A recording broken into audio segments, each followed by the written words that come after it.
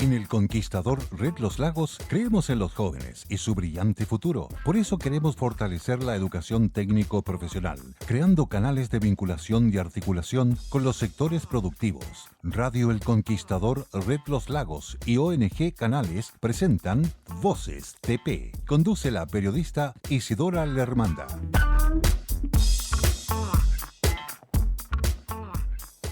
Hola, hola, ¿cómo están? Muy bienvenidos a un nuevo capítulo de Voces TP, una invitación de ONG Canales para conversar sobre educación media técnico profesional.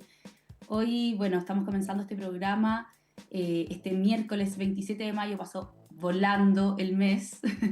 Así que, pero bueno, aquí seguimos acompañándolos todos los miércoles a las 12:30. Y bueno, hoy queremos abordar un tema muy importante para poder entender el presente y el futuro de la educación media técnico profesional.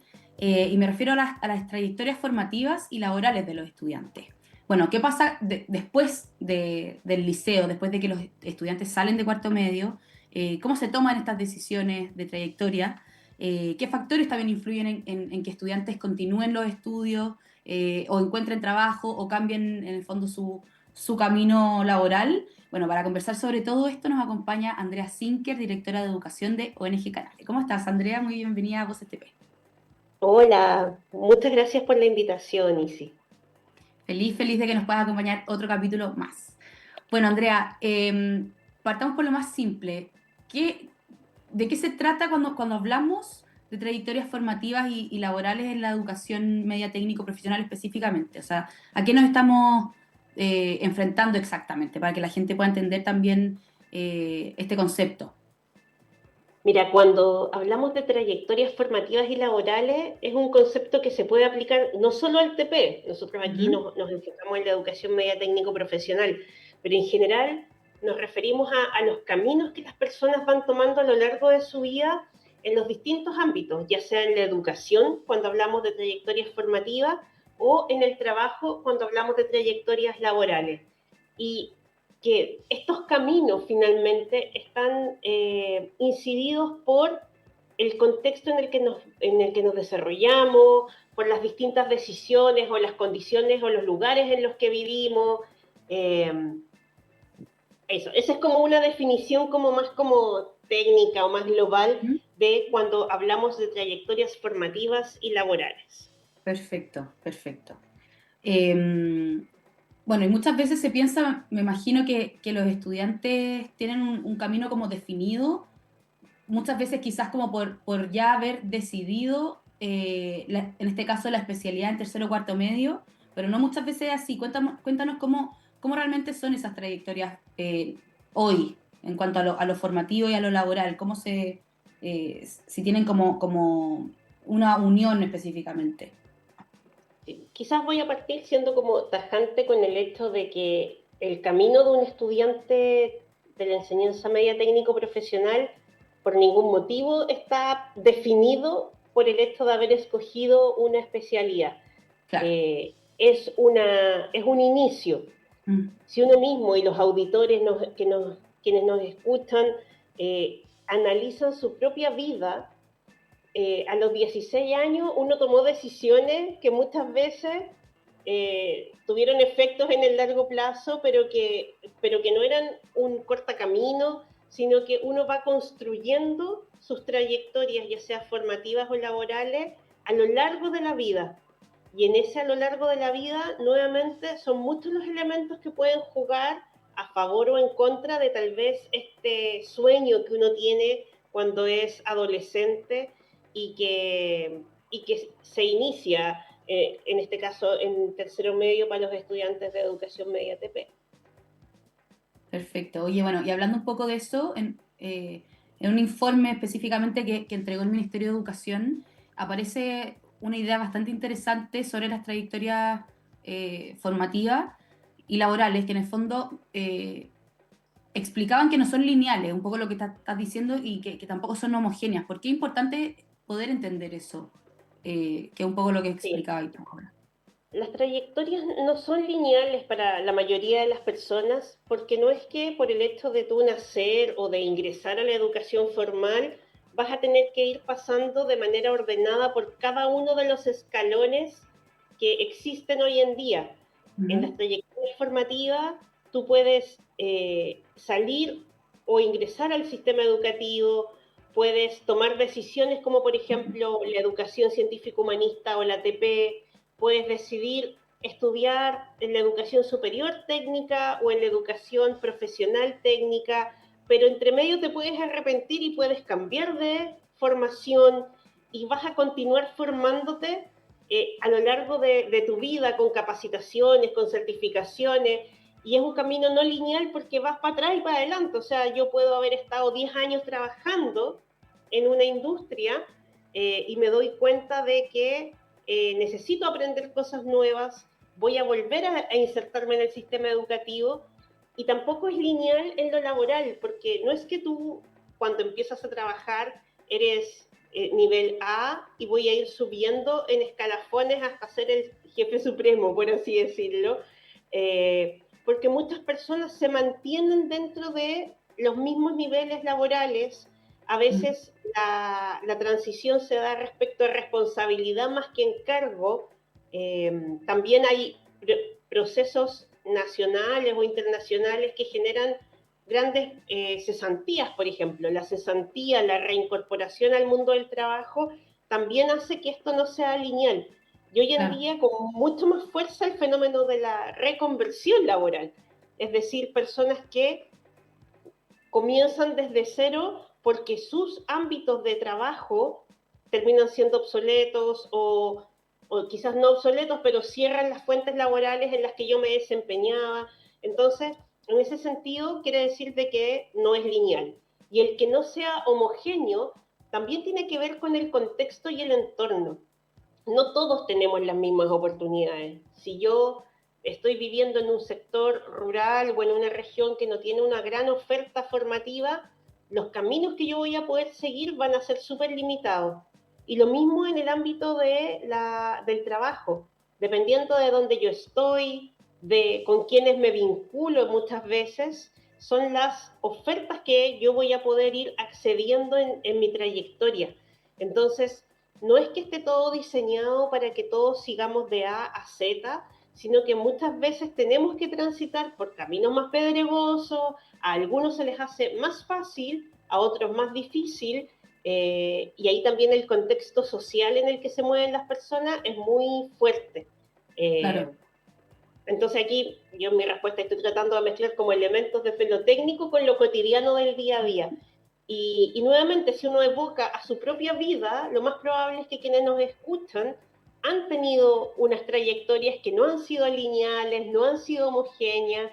Si te comparas con quien te sentabas en el colegio al lado, lo más probable es que esa persona, En otra teniendo un cosa. contexto muy similar al tuyo, su ruta también haya sido bien accidentada. Y con accidente no porque sea mala, sino que con distintos pics de desarrollo que han sido incluso influenciados por las tecnologías o por las distintas conversaciones o situaciones a las que yo me veo expuesto.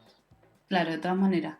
Oye, y respecto también, bueno, a este mismo informe de trayectorias TP que presentó el Mineduc, también se presentaron datos bien llamativos, por ejemplo, que tiene un poco también que ver con lo que me estabas mencionando recién.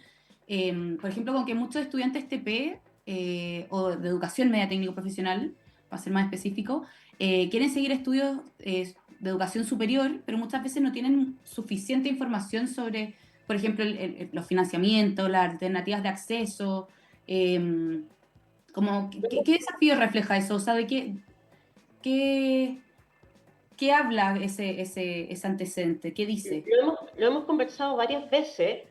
Hoy en día más del 60% de los estudiantes de enseñanza media técnico profesional continúa estudios superiores al año siguiente de egresar. Ujú.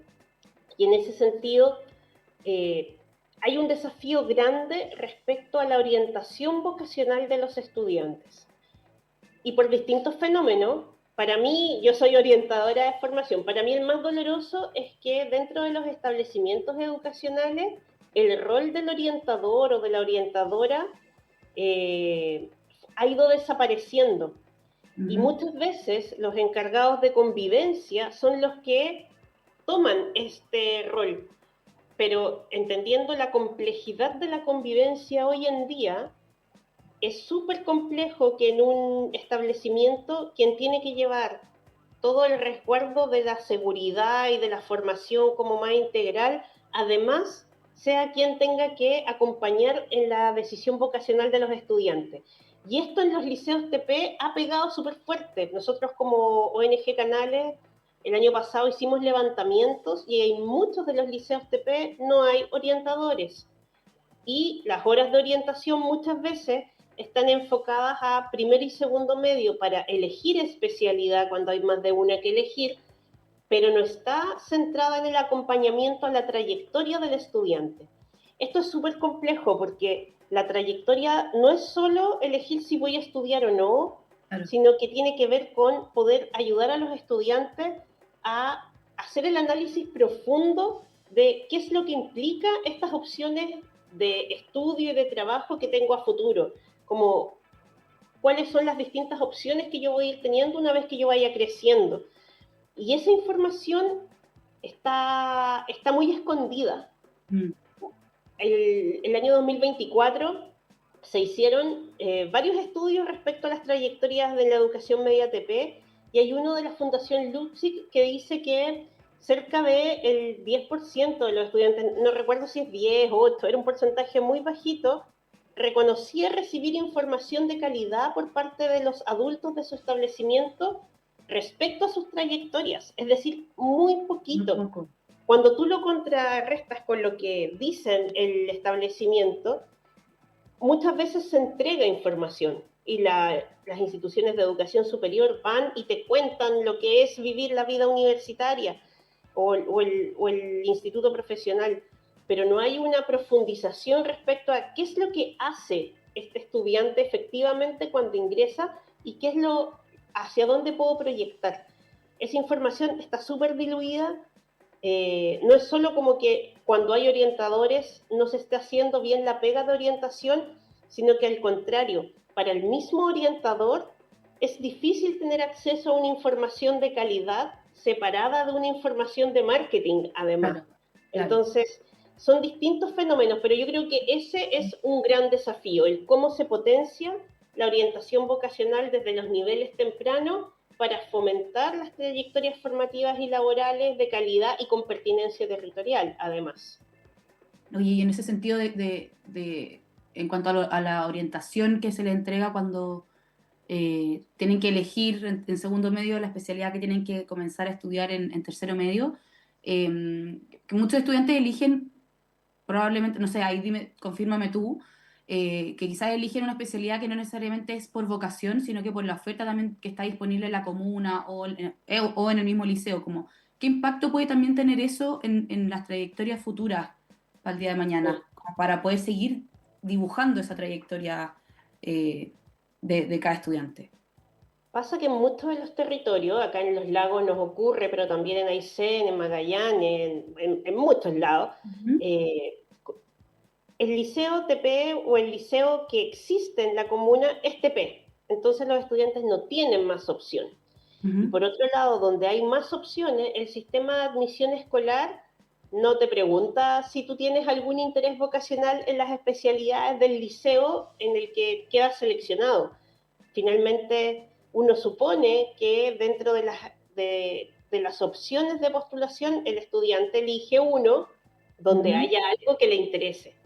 claro, Pero nuevamente, esta es una decisión que a veces se toma en kinder, hay muchos liceos que tienen básica y media, y en otros momentos se toma en octavo básico. Entonces son momentos en que los estudiantes tampoco han recibido información y muchas veces es la familia la que elige por cercanía, por seguridad, por datos de otras familias, que son ujú, como las principales razones por las que en Chile se eligen los colegios, por decirlo de claro. alguna manera. Los resultados académicos no son la primera opción por la que las familias eligen. Entonces ahí tenemos una situación que es compleja, que dentro de los establecimientos se hace un trabajo por mostrarla a los estudiantes, pero claro, si en mi establecimiento tengo gastronomía y mecánica industrial y el estudiante no siente afinidad por ninguna, también es difícil para el profesor trabajar con estudiantes que no están motivados y para el estudiante es difícil estar ahí en la sala de clase. Y lo más complejo, creo yo, tiene que ver con los procesos de gestión, porque un estudiante que no está motivado no va a tener ningún interés en hacer la práctica profesional. Puede ir a los talleres, va a cumplir con sus obligaciones del día a día, pero el proceso crítico para el TP es que el estudiante se titule. En la Claro, educación media TP el estudiante sale de cuarto medio como cualquier liceo científico humanista. Para tener su título profesional de nivel medio tiene que hacer su práctica. Pero si yo no estoy motivado con esta especialidad, yo ya sé lo que quiero hacer después, no voy a hacer la práctica. Pero claro. hoy en día a los liceos TP se les juzga su gestión basado en el porcentaje de estudiantes titulados. Entonces ahí tenemos otro ítem que también hay que cuestionarlo respecto Claro. a cómo impacta esto en el día a día y claramente en las trayectorias. Me desvío un poco del tema, pero en el fondo es una situación que no solo impacta la trayectoria, porque es un estudiante que no se titula, que no va a continuar con la especialidad, sino que también tiene un impacto a nivel de gestión escolar y de evaluación de los equipos de gestión. Sin duda. O sea, es una seguidilla de consecuencias, eh, en el fondo, que parte por el tema de las trayectorias y que definitivamente puede afectar a todo un sistema escolar, de todas maneras. Bueno, Exactamente. a quienes se están sumando a nuestra sintonía a través de la 91.7 FM, estamos aquí conversando en Voces TP con Andrea Sinker, directora de Educación de ONG Canales, justamente sobre trayectorias formativas y laborales, perdón, en la educación media técnico-profesional. Bueno, y me gustaría, agarrándome un poquito sobre este tema, por supuesto, contarles también, me gustaría contarles que esta semana se realizó el cuarto seminario de automatización en la industria del siglo XXI junto a Duoc UC, esto en el marco del programa Potencia TP que es junto a Biomar y ONG Canales. Eh, bueno, fue la cuarta versión, como les comentaba, y me gustaría preguntarte, Andrea, ¿por qué este tipo de actividades son tan importantes dentro de las trayectorias de los estudiantes? O sea, hacer estos seminarios, eh, poder, bueno, ahí cuéntanos también un poquito de qué se trató para que la gente, los auditores puedan entender, pero en el fondo el poder acercar a los estudiantes a cómo sería esta especialidad en específico fuera del liceo, o sea, ya en el mundo laboral real. Mira, es la cuarta versión de un seminario que lo que busca principalmente es poder entregarle a los estudiantes una referencia desde lo técnico, teórico, práctico, por así decirlo, de qué es lo que hace un estudiante de electrónica, de electromecánica en el mundo del trabajo y cuáles son sus opciones de trayectoria, tanto formativa como laboral. Es muy interesante porque ayer que tuvimos a más de 100 estudiantes reunidos en el auditorio del Duoc y que aprovechamos de agradecerles porque siempre están muy disponibles con su equipo profesional y sus espacios para recibir a los liceos técnicos,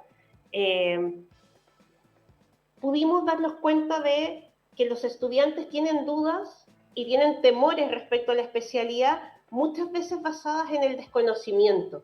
Ujú. Se les dice que están estudiando carreras que tienen un futuro, pero a los 18 años te cuesta entender qué implica ese Claro, futuro. claro. Eh, Comentar también de que también es un reflejo de la sociedad, pero el 80% de quienes estaban ayer, el 82% eran varones, y solo un 18% eran chicas que estaban estudiando estas carreras que son tradicionalmente más masculinizadas.